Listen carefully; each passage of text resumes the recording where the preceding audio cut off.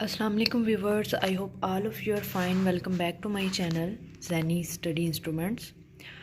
Guys, आज का हमारा टॉपिक शॉर्ट स्टोरीज़ है स्ट्रॉन्ग हॉर्स टी, जो कि एलाइस वॉलकर ने लिखी है। और जो एलाइस वॉलकर जो थी वो एक फ़ीमेल राइटर हैं और ब्लैक अमेरिकन वुमेन राइटर हैं। ब्लैक अमेरिकन वुमेन राइटर्स में से एक बहुत ही इम्पोर्टेंट राइटर हैं जो 1950 के ईयर में बहुत ही फेमस हुई थी। और इन्होंने ज़्यादातर ब्लैक पीपल के बारे में लिखा है। ख़ास तौर पर इनकी जो राइटिंग के जो थीम थे वो थी वुमेंस थी, और रेसिज्म था, सेक्सिज़म थे। और इनकी जो ज़्यादा से ज़्यादा जो राइटिंग थी वो मेजॉरिटी तौर पर सर्वाइवलिस्ट कंसेप्ट पे कंसर्न करती थी। अब हम इसकी शॉर्ट स्टोरीज़ की तरफ आते हैं। इसकी जो आज हम शॉर्ट स्टोरी डिस्कस करेंगे, स्ट्रॉन्ग हॉर्स टी, वो एलाइस वॉलकर का एक शॉर्ट स्टोरीज़ का कलेक्शन है जो 1973 में पब्लिश हुआ था। नेम है उसका in love and troubles, stories of black women.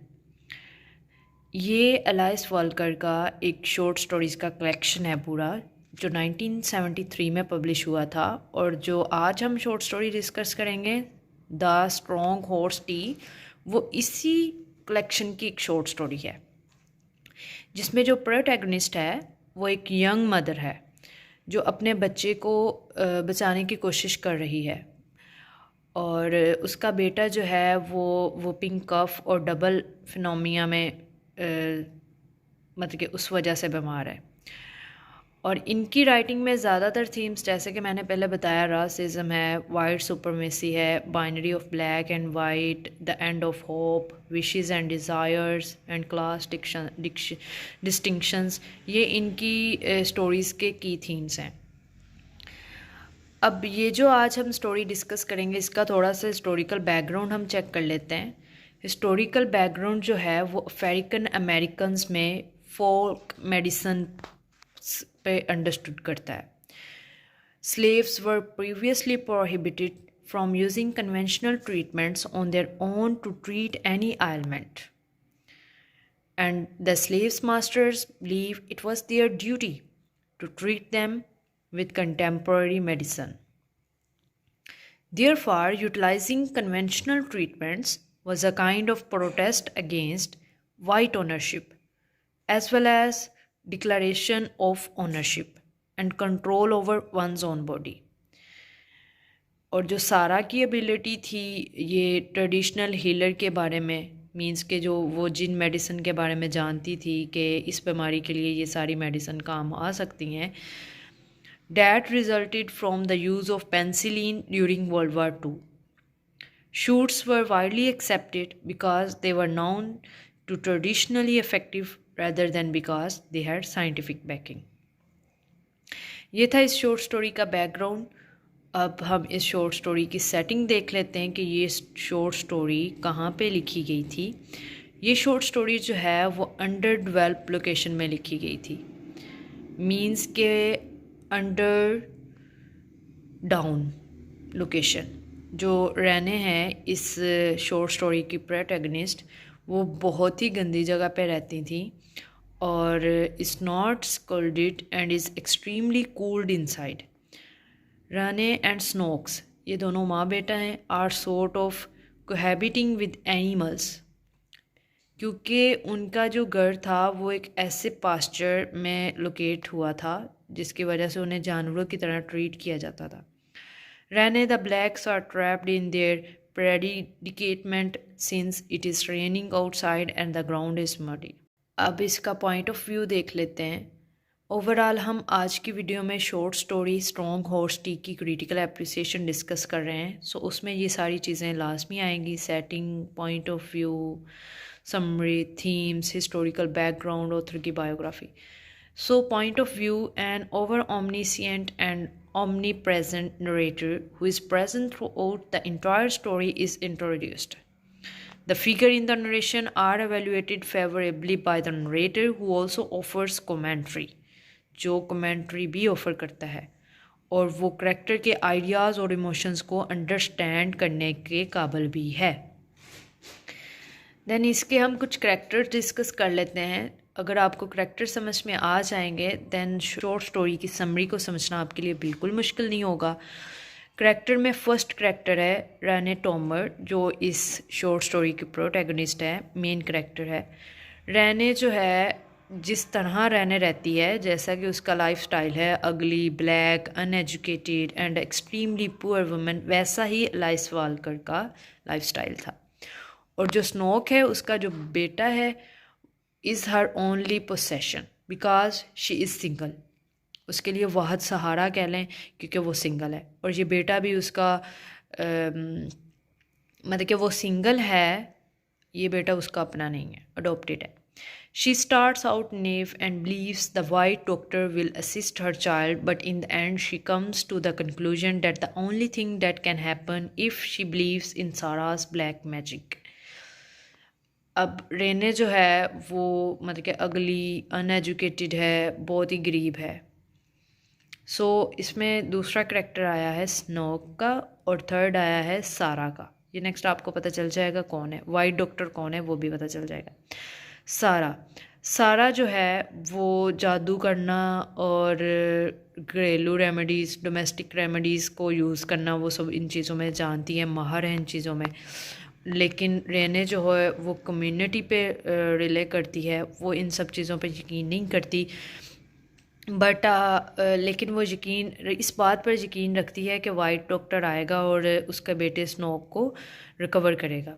लेकिन सारा जो है वो ब्लैक कम्युनिटी को जानती है और वो जानती है कि वाइट डॉक्टर नहीं आने वाला, and as well as the need for women to support one another and their inability to trust men. Then third character है स्नोक्स। स्नोक जो है वो रेने का यंग चाइल्ड है जिसको whooping cough and double pneumonia है and is rapidly losing his life. Mail man, fourth character. Mail man जो है वो white folk are embodied by the mail man, और वो trouble free, drives a heated automobile, dons brand new clothing and strong and healthy. ये उसकी appearance है, healthy thanks to a diet that it adequate. और उसका जो role है वो बहुत ही आयरनिक है क्योंकि he serve as a bridge between two disparate worlds. वो दो डिस्परेट वर्ल्ड्स में एज अ ब्रिज के तौर पर काम करता है। For example he deliver circulars with nice products for wealthy people, मतलब कि वो बहुत ही जो वेल्दी लोग होते हैं उनको नाइस प्रोडक्ट्स भी डिलीवर करता है। But Rannie is unable to comprehend और अफोर्ड दैम। लेकिन रेने जो है वो गरीब है, थोड़ी पुअर है, वो नहीं अफोर्ड कर सकती इन सारी चीज़ों को। Then Rannie relationship with the male man is very casual and he shows no concern for her concerns or attentions. Then ultimately, he almost managed to get away from her issues and decide he no longer wants to be brothered. She makes him want to run away. He stands in for all of white society in terms of behavior and attitude. Then fifth and last character, white doctor, a white medical professional who is not there to treat snokes. Rannie को जिसकी उम्मीद होती है, जिसका wait होता है कि white doctor आएगा, उसके बेटे को रिकवर करेगा, उसका ट्रीटमेंट करेगा, तो वो वाइट डॉक्टर यही होता है जो कि नहीं आता। ये थे इसके 5 मोस्ट इम्पॉर्टेंट करैक्टर्स। एंड अब हम इसकी समरी चेक कर लेते हैं। समरी जो है वो मैं अपनी वर्डिंग में बता देती हूँ आपको। स्ट्रॉन्ग हॉर्स टी जो एक ब्लैक मदर के बारे में है, एक यंग सिंगल लेडी जिसका नाम है रेने टॉमर, और उसका बेबी बॉय है स्नोक्स जो कि डबल फिनोमिया एंड वोपिंग कफ की वजह से मरने के करीब है। और 5 दिनों से स्नोक बीमार है और इन 5 डेज़ में रेने जो है उसने शावर नहीं लिया और उसकी बॉडी से स्मेल आ रही है। शावर क्यों नहीं लिया? क्योंकि उसका बेटा बीमार है, सो वो उसका ख्याल रख रही है। वो जानती है कि उसका जो बेबी बॉय है वो बहुत ही बीमार है और वो वेट कर रही है एक वाइट डॉक्टर का जो कि आएगा और उसको वाइट मेडिसिन देगा जिससे वो बेहतर हो जाएगा उसका बेटा।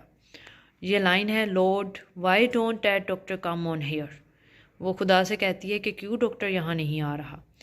फिर ऑन द अदर हैंड दूसरी साइड पे सारा जो है वो ओल्ड ब्लैक वुमेन है जो जानती है ओल्ड होम रेमेडीज़ को, डोमेस्टिक रेमेडीज़ को और मैजिक को, जादू को।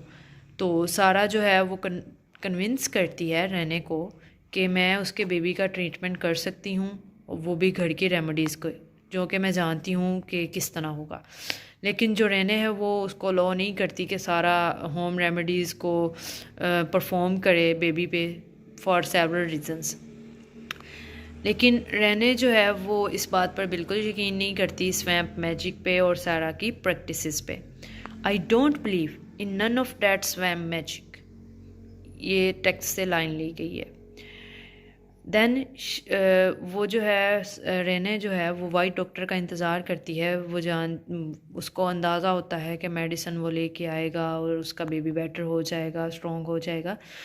तो रेने जो है वाइट मेलमैन उसके पास आता है और रेने जो है उसको मैसेज देती है कि तुम वाइट डॉक्टर को भेज दो, मैं उसका वेट कर रही हूँ, तो ताकि वो आए और मेरे बेबी को रिकवर कर सके। तो क्योंकि उसे यकीन होता है कि वाइट डॉक्टर आएगा और उसके बेबी को सेव कर लेगा, बट लेकिन सारा इज़ हाईली स्केप्टिकल। वो जानती होती है कि वाइट डॉक्टर बिल्कुल नहीं आने वाला। रेने जो होती है वो इस चीज़ से अनअवेयर होती है और वो उसको नहीं, वो रियलाइज़ नहीं कर पाती colour of her skin is oppressing her, and Rene is convinced that the mailman who was the only connection to the outside world can help her out। क्योंकि वो उसको मतलब कि वो मेलमैन को कन्विंस कर देती है कि वो जाके भेजे, क्योंकि वो वाहिद शख्स है यहाँ हम 3-4 में से जो बाहर की दुनिया को जानता है और डॉक्टर को जानता है। तो मेलमैन जो होता है वो मेलमैन का रेनी के बारे में कुछ और व्यूज़ होता है, क्योंकि जो रेनी होती है वो ब्लैक वुमेन होती है। सो उसको एनिमल्स की तरह ट्रीट किया जाता है, उसको इंटेलिजेंस नहीं समझा जाता। ये सारे व्यूज़ वाइट मेल मैन के रहने के बारे में होते हैं। Rannie leaning over him out of the rain smelt like a god. लेकिन फिर भी रेने अब तक इस बात पे यकीन किए हुए है कि डॉक्टर आएगा। लेकिन सारा जो है वो फाइनली कन्विंस कर लेती है रेने को कि वाइट डॉक्टर नहीं आने वाला, क्योंकि मेलमैन ने हमको डिफीट किया है। तो रेने जो होती है वो फाइनली कन्विंस्ड हो ही जाती है और सारा से कहती है कि तुम बताओ, जो तुम कहोगी मैं वो करने के लिए रेडी हूँ, लेकिन मेरे बेटे को बचाओ। तो रेने उसको फुल मतलब कि सारा जो होती है वो उसको बताती है कि तुम ये कर लो, तुम्हारा बेटा बच जाएगा। तो रेने को लेकिन ना बहुत ज़्यादा गिल्टी फील हो रहा होता है कि हमने इतना टाइम वेस्ट कर दिया डॉक्टर के इंतज़ार में, लेकिन वो फिर भी नहीं आया उसकी हेल्प के लिए। लेकिन फिर काफ़ी ज़्यादा सलाह मशवरे के बाद सारा जो होती है वो बताती है कि हम बेबी को एक ही चीज़ बचा सकती है, तो वो तुम कहीं से भी ना अरेंज करके ले आओ। Rannie says I will do anything you say do aunt Sarah. Rannie कहती है कि मैं सब कुछ करने के लिए रेडी हूँ जो आप कहें। सारा रेने को फिर कहती है कि हमें स्ट्रॉन्ग हॉर्स टी की ज़रूरत पड़ेगी बेबी के लिए। रेने जाती है बाहर, चूँकि बारिश हो रही होती है, लेकिन वो फिर भी जाती है और घोड़े का यूरन पेशाब वो लेके आती है। वो लाना होता है, स्ट्रॉन्ग हॉर्स टी एक्चुअली में घोड़े का पेशाब है। और रेने जो होती है वो उसको कलेक्ट कर लेती है और कलेक्ट करते करते हॉर्स उसको किक भी मारता है, लेकिन फिर भी वो मैनेज कर लेती है कि एक भी ड्रॉप गिरे नहीं। अब जब वो वहाँ पे कलेक्ट करने के लिए पहुँचती है तो उसको याद आता है कि मैं बर्तन तो ला ही नहीं, तो वो अपना ही शू उतार के उसमें यूरिन कलेक्ट करना स्टार्ट कर देती है। फिर जब कलेक्ट करके वो चलने लगती है तो वो नोटिस करती है कि शू इज़ लीकिंग। देन रेने उस लीक वाले हिस्से पे अपना माउथ से उसको ज़ोर से दबा लेती है ताकि लीक ना हो और यूरिन नीचे ना गिरे। तो फिर वो जल्दी जल्दी में घर वापस आती है घोड़े की टी लेके अपने बेबी के लिए, लेकिन her baby is already dead and it is too late to save him. ये थी हमारी शॉर्ट स्टोरी और यहाँ इसका एंड हो गया। अब हम इस शॉर्ट स्टोरी के थीम्स को डिस्कस कर लेते हैं। इसमें कौन कौन सा थीम आता है। इसमें थीम्स आते हैं binary of white and black, means के वाइट और ब्लैक में डिफरेंस। अब डिफरेंस यहीं से शो होता है कि वाइट जो था वो वाइट मेल मैन था और ब्लैक जो थी वो रेने थी। सो इन दोनों में बहुत ज़्यादा डिफरेंस था। रेने जो थी वो एनिमल्स की तरह ट्रीट किया जाता था उनको। वाइट मैन उन पे हम कब्ज़ा किए हुए थे, मीन्स जो हम कहेंगे वही वो लोग करेंगे। And culture was nature. जो मेल मैन था वो वाइट कल्चर को शो करता था, और बहुत ही वाइट कल्चर जो था वो बहुत ज़्यादा एडवांस था। उनके हेल्थ केयर, उनका सिस्टम सारा बहुत ज़्यादा एडवांस था। और ये जो फोक रेमेडीज़ थी वो सारी जो सारा को रिप्रेजेंट करती थी। सारा जो थी वो कमज़ोर वुमेन थी, और रेने जो थी वो भी इस लोअर क्लास से ताल्लुक़ रखती थी। और इन दोनों में बहुत ज़्यादा गैप था, कल्चर में, नेचर में, मीन्स के मेल मैन में और रेने में। Illusion was truth. Rene has a double delusion about contemporary medicine. अब रेने जो थी वो कंटेम्प्रेरी मेडिसिन के बारे में डबल डिल्यूजन रखती थी। फर्स्ट ये था कि कोई मुआवजा हो जाएगा और उसका बेबी बच जाएगा, और दूसरा ये था कि वो बिलीव करती थी कि जो शॉट है would be readily available in this dear situation. And Sarah is completely aware of both of this delusion as well racial prejudice associated with the second one. Then fourth theme है young versus old. जो dynamic between था Rene और Sarah में, वो clash को show करता है to generations में। रेने जो थी वो रासिज्म की विक्टिम बन चुकी हुई थी, क्योंकि वो ब्लैक पीपल से रिलेट करती थी। एंड रेने ने सब कुछ इग्नोर किया हुआ था अफ्रीकन अमेरिकन कल्चर को, क्योंकि वो यकीन करती थी कि वाइट डॉक्टर आएगा, लेकिन वो अपनी होप पे, अपनी उम्मीद पे पूरा नहीं उतर सकी। देन सारा जो थी वो उसको ऑफ़र करती है कि भाई मैं तुम्हारे बेटे का ट्रीटमेंट करूँगी, लेकिन वो उसको रिजेक्ट कर देती है क्योंकि वो इन चीज़ों में यकीन नहीं रखती होती। तो in contrast Sarah is using her healing art to uphold a strong legacy of resistance to white racism, a culture fact that wants Rannie to embrace. ये था हमारा आज का टॉपिक।